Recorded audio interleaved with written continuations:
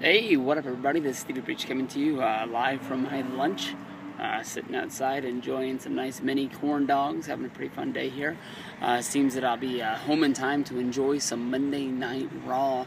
Tonight should really be a good one. Hopefully we'll start putting some cards into the deck and seeing what this Hell in a Cell pay-per-view is actually going to be.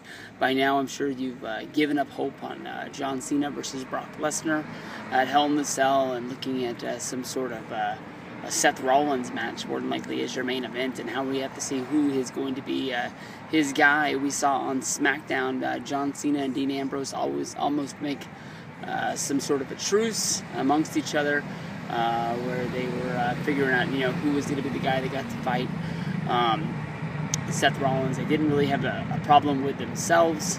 It does sort of look like Ambrose doesn't really like Cena that much, and I think Cena respects Ambrose, but I don't think Ambrose returns that favor back to him that much. And I think that's a good spot that they want to be.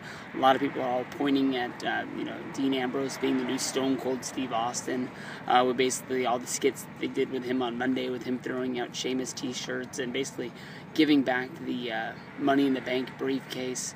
And when Seth Rollins opened it, of course, the green sort of slime went all over him, and then they did the thing in the back where the vibrator went off in front of Stephanie McMahon and Triple H, and everybody was laughing at him, thinking that that's what was in there.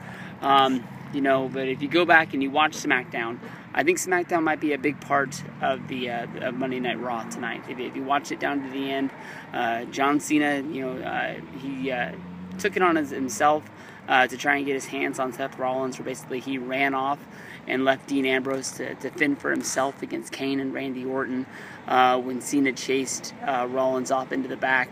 And I think that Ambrose more than likely is going to take that as, as they're not together, they don't have a pact, they're not any kind of a team, and then this might set up what a lot of people are rumoring to be John Cena versus Dean Ambrose as the kickoff match.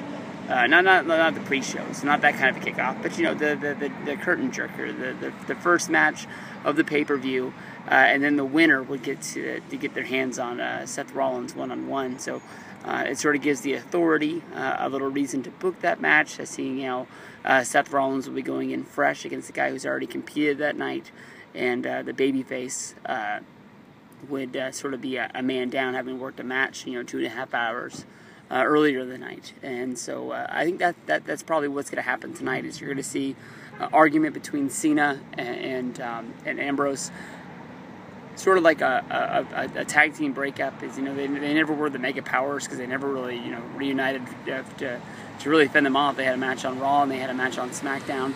I thought it was pretty stupid for them to basically run the same match, because you had Kane out there basically telling Rollins that they were tired of cleaning up his messes.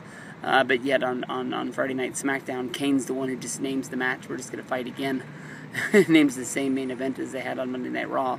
Only this time Rollins came out, and maybe that was the master plan to set the whole thing up. They could divide these guys, and that's what they did. So Monday Night Raw tonight, hopefully we'll be finding out what's going on with the... at least we'll get a match. Just give me one match of what's going on at the Hell in a Cell.